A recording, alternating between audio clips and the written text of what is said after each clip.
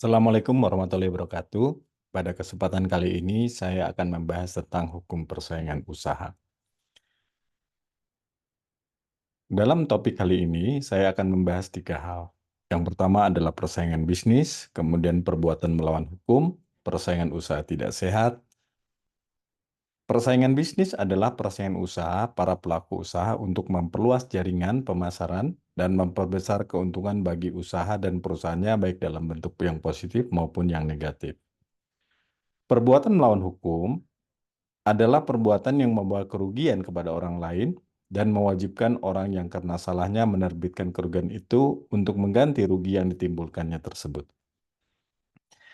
Sedangkan persaingan usaha tidak sehat adalah persaingan antar pelaku usaha dalam menjalankan kegiatan produksi dan atau pemasaran barang atau jasa yang dilakukan dengan cara tidak jujur atau melawan hukum atau menghambat persaingan usaha. Syarat perbuatan melawan hukum ada 5. Yang pertama adalah adanya perbuatan. Yang kedua, perbuatan tersebut dikategorikan sebagai perbuatan melawan hukum. Yang kedua, adanya kesalahan. Yang keempat, adanya kerugian. Dan yang kelima, adanya hubungan kausalitas antara kesalahan dan kerugian. Pengaturan persaingan usaha diatur dalam Undang-Undang Dasar 1945, Kitab Undang-Undang Hukum Perdata, Kitab Undang Hukum Pidana, dan Undang-Undang Larangan Praktik Monopoli. Sedangkan tujuan Undang-Undang Larangan Praktik Monopoli yang pertama adalah terwujudnya iklim usaha yang kondusif melalui pengaturan persaingan usaha yang sehat dan menjamin kepastian berusaha. Yang kedua adalah mencegah praktik monopoli, kemudian efektivitas dan efisiensi dalam kegiatan usaha, dan yang keempat adalah untuk meningkatkan kesejahteraan masyarakat. Hal-hal yang diatur dalam Undang-Undang Nomor 5 Tahun 1999, yang pertama adalah posisi dominan, kedua adalah konspirasi, ketiga monopoli, keempat praktik monopoli, dan yang kelima adalah pemusatan kekuatan ekonomi. Monopoli diartikan sebagai penguasaan atas produksi dan atau pemasaran barang atau jasa tertentu oleh satu pelaku usaha atau satu kelompok pelaku usaha. Praktek monopoli adalah pemusatan kekuatan ekonomi oleh satu atau lebih pelaku usaha yang mengakibatkan dikuasainya produksi dan atau pemasaran atas barang dan jasa sehingga menimbulkan anti persaingan dan merugikan kepentingan umum. Pemusatan kekuatan ekonomi adalah penguasaan yang nyata dari pasar oleh satu atau lebih pelaku usaha, sehingga dapat menentukan penguasaan barang atau jasa dan penetapan harga dalam wilayah Republik Indonesia. Sedangkan posisi dominan adalah suatu keadaan di mana pelaku usaha tidak mempunyai pesaing yang berarti di pasar bersangkutan dan dalam kaitan dengan pangsa pasar yang dikuasainya.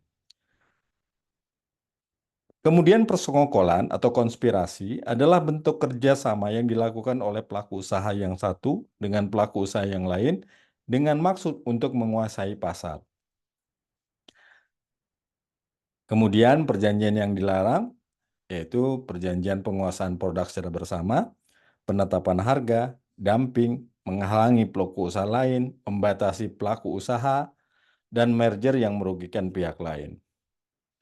Alasan pelarangan ini adalah karena monopoli mengakibatkan produsen dapat mengendalikan secara penuh harga dan jumlah produksi. Masyarakat tidak dapat menentukan pilihan terhadap barang, produksi, atau jasa yang diinginkan, dan oligopoli dikhawatirkan mengarah kepada pasar yang monopolistik.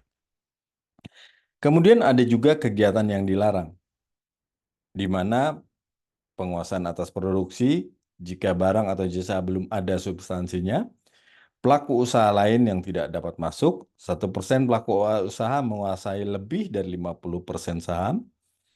Pelaku usaha dilarang menguasai penerimaan pasokan atau menjadi pembeli tunggal atas barang dan atau jasa dalam pasar bersangkutan apabila pelaku usaha menguasai lebih dari 50% pangsa pasar satu jenis barang atau jasa tertentu.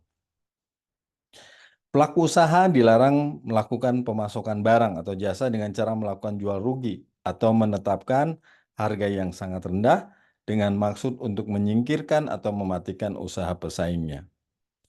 Pelaku usaha dilarang melakukan kecurangan dalam menetapkan biaya produksi dan biaya lainnya yang menjadi bagian dari komponen harga barang atau jasa. Yang terakhir, pelaku usaha dilarang melakukan persekongkolan dengan pihak lain untuk mengatur dan atau menentukan pemenang tender sehingga dapat mengakibatkan terjadinya persaingan usaha tidak sehat. Itu saja materi kali ini. Terima kasih. Assalamualaikum warahmatullahi wabarakatuh.